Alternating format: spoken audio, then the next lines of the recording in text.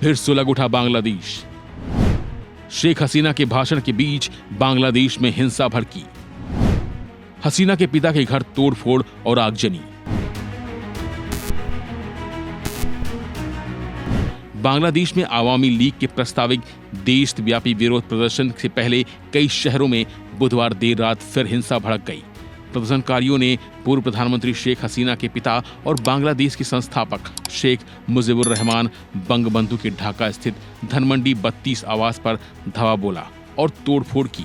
उधर खुलना में शेख हसीना के चचेरे भाई शेख सोहेल शेख जेवेल के घरों पर 2 बुलडोजरों से ध्वस्त कर दिए गए। रात करीब 8 बजे रैली के रूप में पहुंचे प्रदर्शनकारियों ने मुख्य द्वार को तोड़कर अंदर प्रवेश किया और संपत्ति में तोड़फोड़ की। ढाका ट्रिब्यून की रिपोर्ट के अनुसार कई प्रदर्शनकारी कथित तौर पर दूसरी मंजिल पर चढ़ गए और हथौड़े, लोहे की छड़ और लकड़ी के तख्तों का इस्तेमाल कर शेख मुजीबुर रहमान के चित्रों को नष्ट कर दिया और कुछ ऐतिहासिक घरों के कुछ हिस्सों को नुकसान भी पहुंचाया।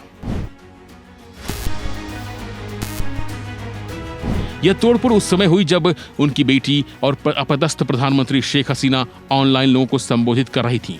प्रत्यक्षदर्शियों ने बताया कि राजधानी के धान मंडी इलाके में स्थित घर के सामने हजारों लोग शाम से ही इकट्ठा हो गए थे।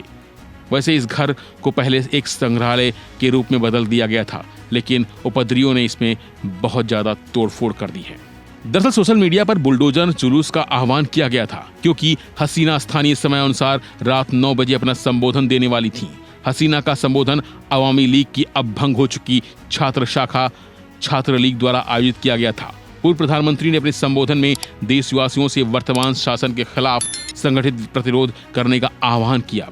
हसीना ने स्पष्ट रूप से नोबेल पुरस्कार विजेता मोहम्मद यूनुस की सरकार की ओर इशारा करते हुए कहा कि उनके पास अभी भी इतनी ताकत नहीं है कि वे राष्ट्रीय ध्वज, संविधान और उस स्वतंत्रता को बुलडोजर से नष्ट कर सके जिसे हमने लाखों शहीदों के जीवन की कीमत पर अर्जित किया है।